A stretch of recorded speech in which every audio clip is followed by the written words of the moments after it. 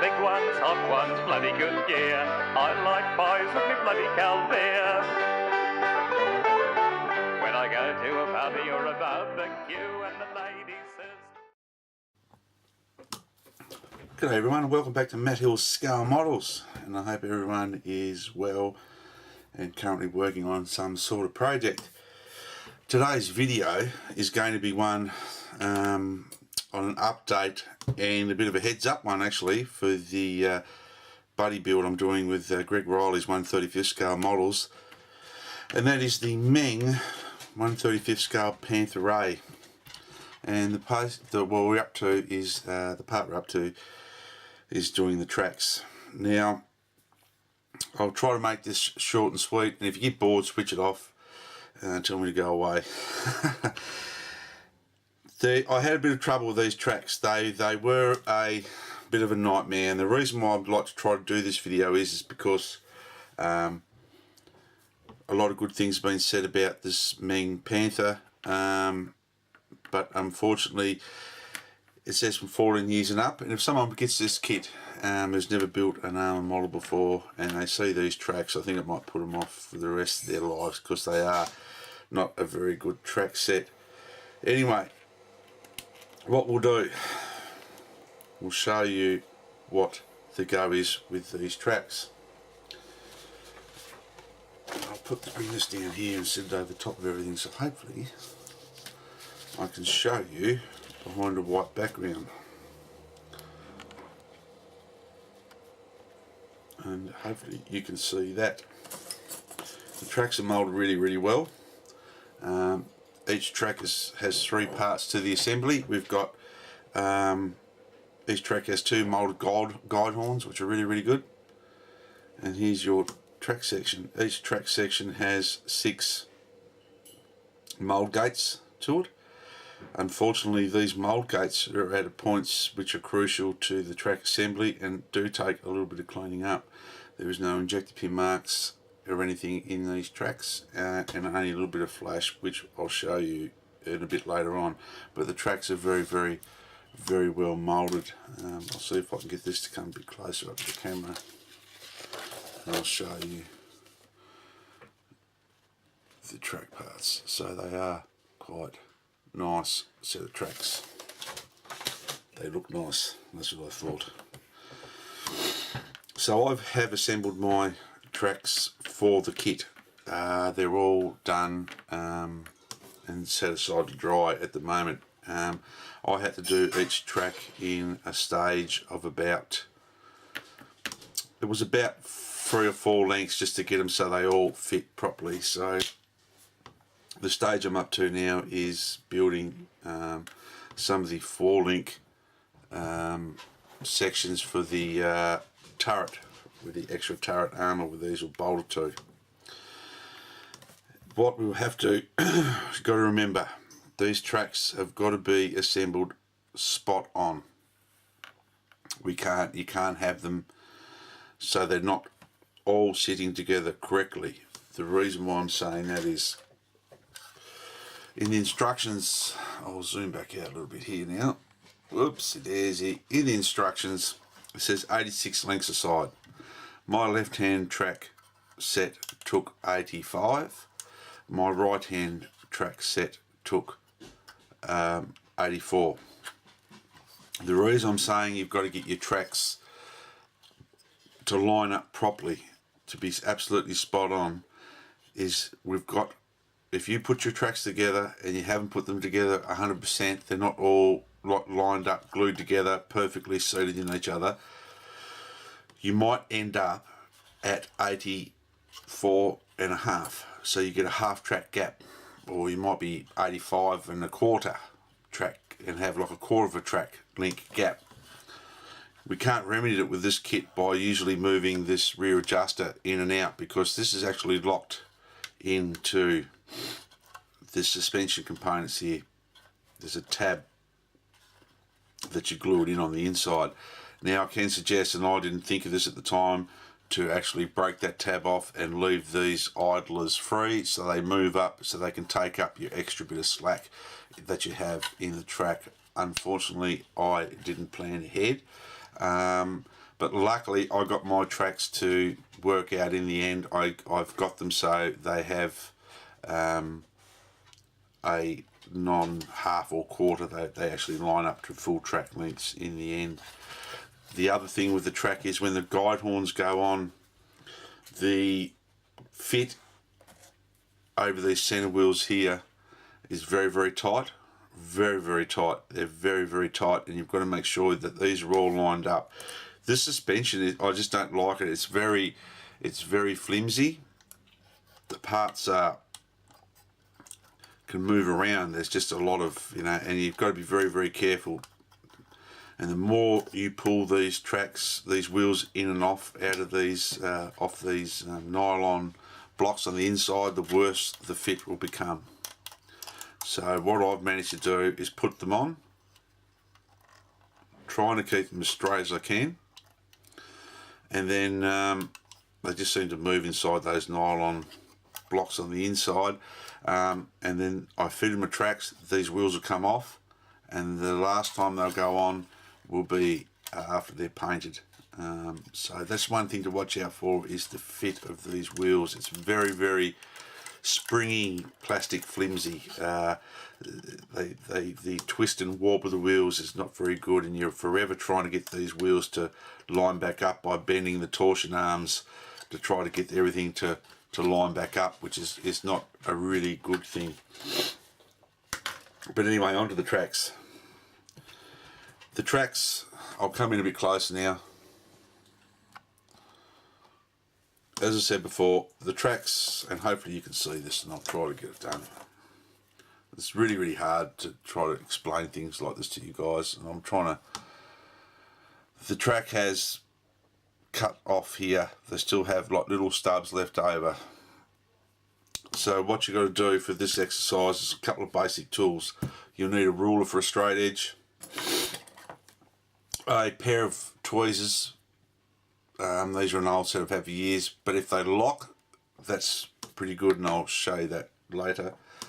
A pair of side cutters. The side cutters will come in handy for when you're removing the guide horns, and try to get as flush as you can to the cutting point on the guide horn, so the cleanup is not as much as what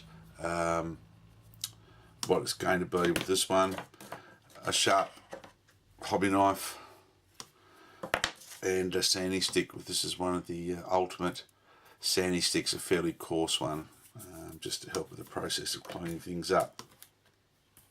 So what we'll do, I'll just quickly do a set of 4.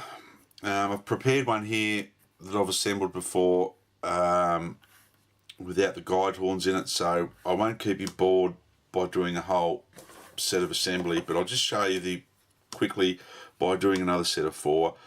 Is I'll clean this out with the sharp hobby knife by just sort of flicking that, rolling my wrist with the blade to try to stay with the curve of the track on the that part there,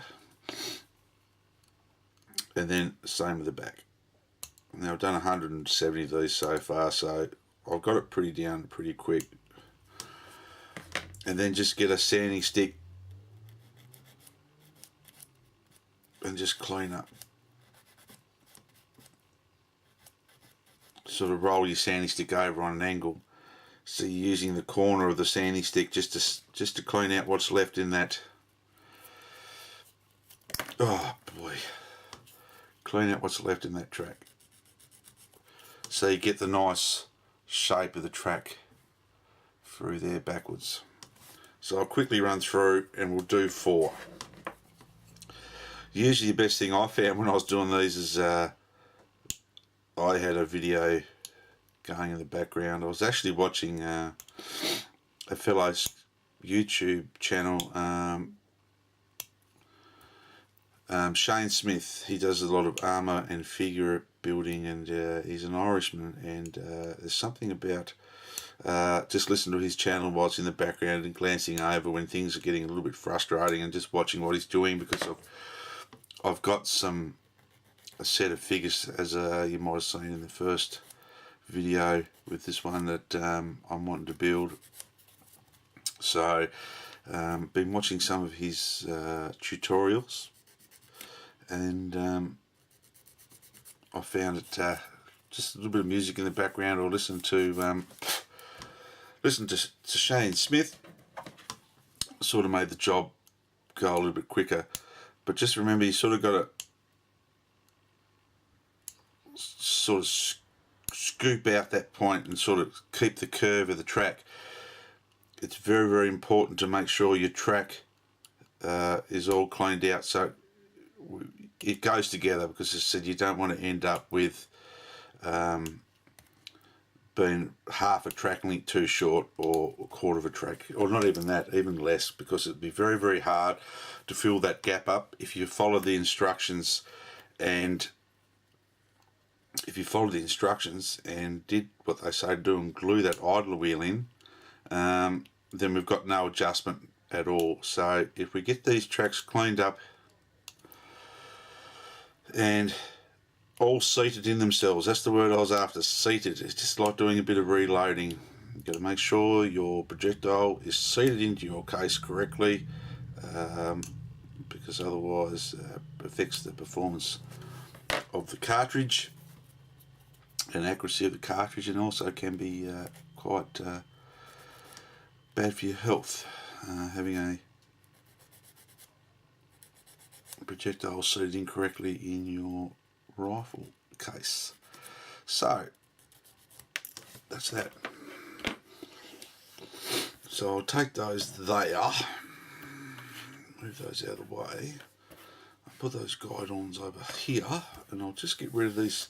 You end up with all these little black bits of plastic. Now what I have found, which was handy in the Zimrit set for this MENG kit, was this beautiful bit of grease paper.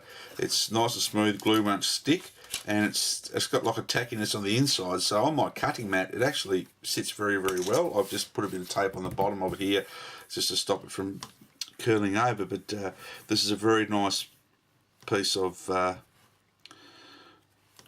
kit to work on while doing your tracks. It's a nice piece of grease paper. So my ruler I use for this one, I found, was really easy, and I'll just knock stuff everywhere. And this is what happens when you have bad hand, guys. Bad hands, bad hands. My ruler is beveled. So it's thinner down this end and thicker at this end, and there's two reasons I've used this particular one. It's just an old cheap thing that came out of a school compass set, and I'll show you that in a minute. I'll just move this stuff off here. So the way you could put the tracks together, we're going to be working on the tracks. So just push them together like so. Then you'll think, ah, beautiful. They're all lined up. Now the reason why I assemble my tracks this way up, so I call this sunny side up, so this is track cleats up, is because if you try to put them together this way, they'll move and bend and fall apart. So if we put them down so sunny side is up, push them together, we've got a flatter working area that these should all line up. So then what I will do, you think you've got them nice and flush, I'll put a tiny little bit of Tamiya extra thin on the outside area of the track, so the outer area where the pin comes through. I'll let that set up just for a few seconds, and what that's doing while it's in there is loosening up all the plastic, or melting it so it's soft. And you'll think initially that you've got these tracks together perfectly, but look at that. Once you leave the Tamiya extra thin in there for a little bit, you can actually push these tracks in again. So now they are perfectly lined up. I turn my ruler over to the fat side, and I'll just make sure that these are sitting level and flat, and we'll set those aside to set up. Now with the Tamiya extra thin and this plastic from MENG, I did find that it does still set up quite well. It's still flexible even when the glue dries. So And all you have to do if you want to get a bit of extra shape back into your track is to put a little bit of Tamiya extra thin back into that link, and it will sort of reactivate itself again, so it'll make the glue loose. And then you can see this track's a little bit twisted, so what I can do is I can put a little bit of Tamiya extra thin back in that area there, just a tiny little bit, and then I can finish the track off. It will sort of reactivate the glue and make it a little bit more flexible, like that. But then we'll go back to the track that I assembled before. Now, you might see with this one, in these areas here, this is where the guide horns go. There's a area here, here, blah, blah, blah. As you can see, every one of those squares where the guide horn locates has got flash in it. So you could be there for a month of Sundays trying to carefully cut the flash out, or what I found, and it's been used heaps of times before, I get a little bit of Tamiya extra thin and I'll just load that area up with a bit of Tamiya extra thin, and it'll virtually melt away the very fine pieces of flash that are in there. Now if we don't remove this flash, what happens is our guide horns will not fit in there properly, and you'll end up with a set of guide horns that will be laying all over the place because of the flash in the hole. Won't let the guide horn sit. Now we're talking about guide horns, so I'll need 1, 2, 3, 4, 8 guide horns. Now the reason why I said you should have a pair of locking tweezers or a little vise or something is this is the best way I've found to clean the excess from the removal point. So it's just locking the guide horn in your tweezers, and just getting your coarse sanding stick, the coarse I use, it doesn't take much, and just carefully file off what's in there.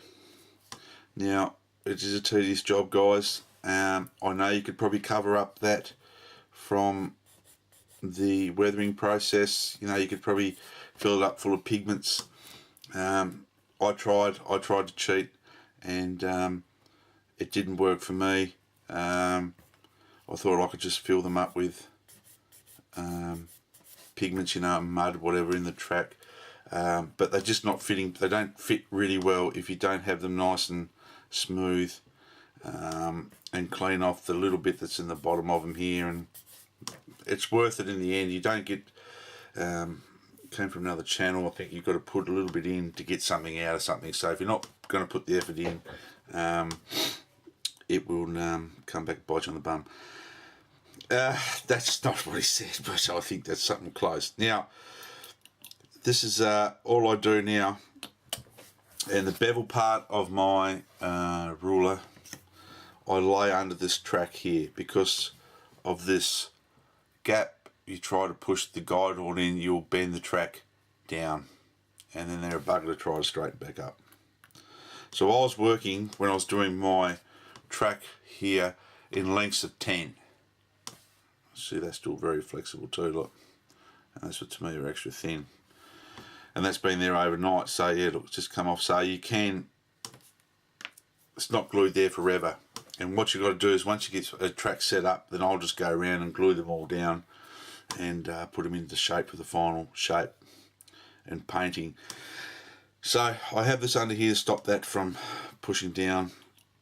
I'll put a bit of extra Tamiya cement back in the areas again, just to heat them back up. Grab my tweezers and sit them in there. So I'll do a couple here. Hopefully my hands aren't in the way. So I'll just heat that area back up again with some Tamiya extra thin. Stick my guide horns in here, and then what we've got to check when we get our guide horns in, that they are perfectly 90 degrees from the track. So run down here and check that these guide horns are sitting at 90 degrees, because as I said in the video, they are very tight over these road wheels here. The guide horns are very tight. You've virtually got to push them over this road wheel to get them to sit, and they will bite. So you've got to make sure, if you don't have your if you have your guide horns laying in a little bit, you'll just break them off and they won't go over the wheels. I can guarantee you that right now. So we'll put a little of these last 4 into this section. I'll just heat the area up, lay it on top of my little beveled edge on my ruler, so I'm not damaging the track when I push it down on it.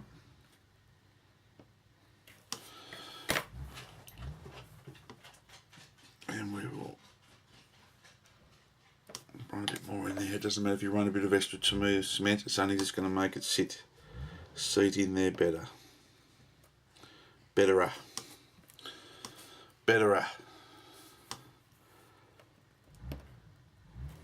I'm looking forward to finally finishing these and starting work on the rest of the tank. This has been like a couple of days sessions at the modelling bench. So we make sure that we're all seated, everything's all seated properly. The tracks are semi-sitting straight, and we'll just see how we go. We'll put them together. This one's come loose there a little bit, so I'll just put a tiny little dab of tomato extra thin in there. Hold him in so he's nice and flush, and we'll put him aside. So that's it, guys. That's the tracks, the dreaded MENG tracks. I know a few people that I've spoken to have got these tracks and thrown them out the door, and decided to buy a set of aftermarket ones. This is the basic shape of the track. As I said, we will improve the look and shape. What I don't like about some of these tracks is when you get to these corners, we've got to make sure that the track flows. There's no sort of sharp edges in any of the bends. The track is a flowing unit. It's articulated. We don't have any sharp angles. It's got to be flowing. And said, if you pull up short on your track size, you're a bit. If you're a link over, it's not too bad. You probably can afford to run a bit of extra sag here, if you carefully, just by reactivating the joints again with a bit of Tamiya extra thin, which is what I find if I reactivate the joints. So put a little bit of Tamiya thin back into the track joints, they will soften back up, so you can get some movement in them again. But I think these will take up a wash really well. They're very, very nice track. Like the detail in them is really, really good, and I'm really looking forward to getting a final coat and a final sort of finish on them and get them on the track. So that's really, really, really, really happy. So just take your time on the tracks. I know it's monotonous. For you young fellas out there, just a bit of patience. Just make sure, set yourself some time. Rome wasn't built in a day. Make sure your tracks line up properly. You get everything squared up. Work in small sections. Don't sort of try to do the 2 big full runs at a time, because I think you'll run into trouble. And make sure your road wheels are set up reasonably straight on the model itself. And I'll just come back out here a little bit. Hey. And then we just slowly work to it. Don't try to take these road wheels off on and off heaps of times, because it just affects the overall fit. But apart from that, it's going along well. Just check your instructions there. This comes to the stage now where variances, so I've made a mistake, but filled it back in with a little bit of super glue. Everything's going together. Check your variance. in the instructions, whether you're doing with a painting guide or have numbers 1 to 6, I think, or 1 to 7. Check the steps in the instructions to make sure that your variants have this particular version. There's one bit there that this rear engine cover where the starter is. I've got some photos of a Panther.A Normandy, and it's got a completely different, it's got the part in the kit, but it doesn't tell you to put it in there. It's a different type cover for the back. But that's enough of the rambling. Get stuck into the kit, to take your time with it, make sure everything's lined up, and you'll have a ball. So I'm starting my construction now. Is on the rear engine deck, the top hull, engine deck, etc. So I'll be starting on that. I was going to put some Zimmerit on before I went too far with it, but I'm going to assemble it, spray it with some model colour Vallejo, that's what I think. I don't know what it is. Vallejo, in their Panzer Series 7985 hull red for the oxide. And then there's one of my subscribers did say give it a heavy gloss coat, a good gloss coat. So I will be gloss coating it in the not that one. Excuse me. I'll be gloss coating it in the magnificent, to me, a lacquer clear. Beautiful paint, dries hard as a rock, very, very short time, so you continue on with the build. So I'll be trying the Zimmerit out with that, and hopefully I can get the construction done over the next few days of the basic outline of the vehicle, and then start working on getting some paint on. But thanks guys for joining in. Thank you for being patient with my update. I hope it will help you out. If there's any questions, please just put it in the comments and I'll try to answer it. I know if you check YouTube, there'll probably be better videos than mine out there on it. This is sort of just like an update for a buddy build, and just for a little bit of a heads up on what some of the problems I have found with the kit tracks. Anyway, until next time guys, be safe, model hard. God bless you all, and just remember you can get a good result with a little bit of effort from an old kit, and catch you next time. Bye.